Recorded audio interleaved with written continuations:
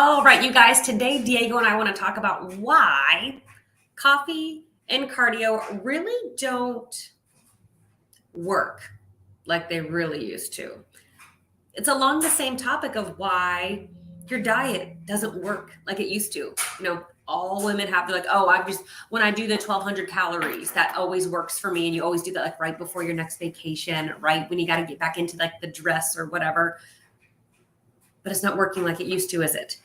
What we have to realize is that our body is always chasing a state of homeostasis. So if we put on our body a stimulus time and time and time and time and time again, whether it be good or bad, our body's probably going to get used to it eventually. Like, for example, right now, if I try to balance this pen on my hand, I'm very aware of feeling the pen on my hand because I just put it there. It's a brand new stimulus. Eventually, if I just hold this here long enough, I will forget it's there. I'm just going to be used to the stimulus. My body adapted to it. That's a very quick, easy thing to do. So let's talk about coffee. It's a stimulant. Used to be able to have like one cup. In our first cup of coffee, remember when you're like in high school and it was like, wow, this stuff is so great. And then you just got used to having it as part of your daily regimen. Now you joke that like, don't talk to me before my coffee. You can't start your day without it. So now, instead of being a stimulant, coffee barely brings you to neutral anymore because your body got so used to that stimulant coming in, it now relies on it. It adapted to it. Our body's very, very similar when we embark on a cardio-based fitness journey as well. So if we start doing cardio, let's say right now, both you and I, we are going to do a new cardio workout together. Diego is not going to join. He's very sleepy. So let's say you and I are both going to start. Let's say we're going to ride the elliptical. Really intense. We're going to do a really intense elliptical workout 3 days a week for 20 minutes each session. That'll give us a full hour of cardio a week. Woo! So all of a sudden, we both start to see some results. Oh, this cardio thing's working. Great. So we start losing some inches, maybe losing a little bit of body fat, feeling good, doing our 3 times a week, 20-minute cardio session. And we just keep doing that. And we keep doing that. So we don't change anything else. We don't change the way we're eating. We don't change anything else. So eventually, your body's going to realize, before we started our cardio program, here was our food intake. Here was our energy expenditure. We weren't doing cardio. All of a sudden, our energy expenditure went up.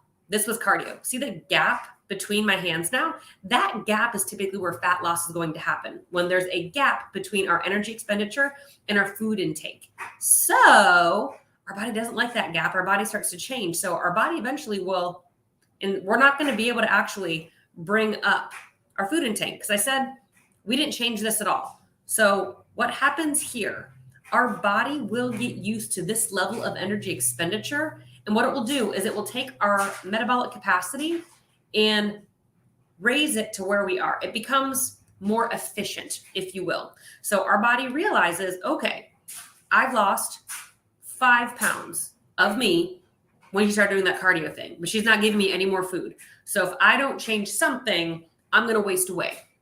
So our body will start being more efficient. It will be able to do all it needs to throughout the day and your adjusted cardio, our 3 times a week session, without needing any more fuel. It becomes more efficient. So our body, as we diet, it develops a way to do more on less fuel. Our body basically turns itself into a Tesla the longer we diet.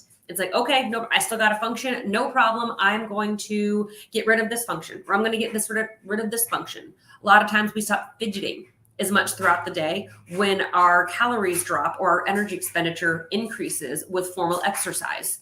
We stop fidgeting as much. We don't get up to go to the bathroom as much. Our body kind of subconsciously starts conserving energy in a way that it doesn't need more fuel and it won't burn any body fat. It's just going to try and level out where you are.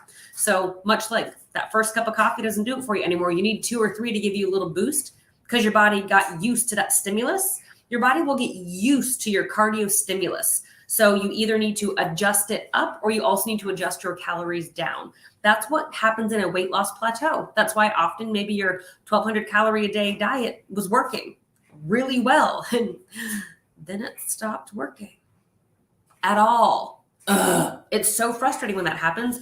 Your body just caught you It adapted to the constant stimulus that you were giving it, and it adjusted, and now it can totally do everything on those lower calories. It's no longer a diet. That is a weight loss plateau. Your body just got used to the shit you were doing. It adapted, and now it's no longer a diet. That's just part of your day to day. So weight loss plateaus are not bad in a journey to lose weight. They're normal biology at play. It's just science. The bad part is if you don't plan for it from day one. The key to every successful long-term weight loss strategy is to eat as much as possible and do as little cardio as possible for as long as possible and still get results. So that way, when the plateau hits, when your body adapts to the stimulus you've been giving it, when it's no longer losing weight, doing that amount of cardio or just daily steps for energy expenditure and that amount of food intake, we have room to adjust. So many women start like, okay, this is us at our diet. This is what we'll call this calories, this exercise. All of a sudden, most ladies like to do this. Calories, I'm losing this weight, hell or high water, and I'm going to exercise so much. So we do this. Shit. We are literally eating next to nothing, and our exercise is off the charts. We have nowhere left to go. So when your plateau hits, we can't have you eat any less without you just not functioning as a human. And you're already spending so much time at the gym, you have no other time to give. That's an issue when the plateau hits because we literally have nothing left to adjust. You burnt the candle at both ends. What you need to do in a strategic weight loss journey, really, could you be more annoying right now? All right, is instead of doing, this one, food down here and cardio and training up here, why don't we do this? Why don't we just drop calories a little bit? Maybe just up your step goal. See, there's a gap there. We'll start to see some progress.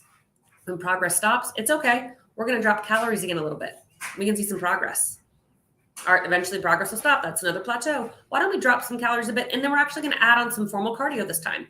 You have to leave room in your weight loss journeys for plateaus and subsequent adjustments along the way. Otherwise, you're going to be too burnt out and too hungry before you reach your end destination. It's the same thing at play why you can't get away with just one more cup of coffee. You always need to keep increasing that stimulus to get the intended response. That's how we need to approach dieting. So if you and I stop drinking coffee for the next month, no caffeine, and then we had a cup of coffee, we're going to feel it more so than we do right now if we have regular coffee. That's why you hear people in the industry talk about diet breaks and taking time away from formal dieting and focusing on just healthy lifestyle foundations, building your strength, moving your body because it feels good. Because time spent out of a diet then makes when you go back into a diet, that a new stimulus and you actually get the response. The issue is with your chronically dieting, that's no longer a diet to get you those end results. It really just is a new way of life for your body, and it is adjusted to what you're doing. So if you have any questions, please let me know by dropping a comment below this video on whatever streaming service you are watching this on. Thank you so much for joining, and I hope I see you next time.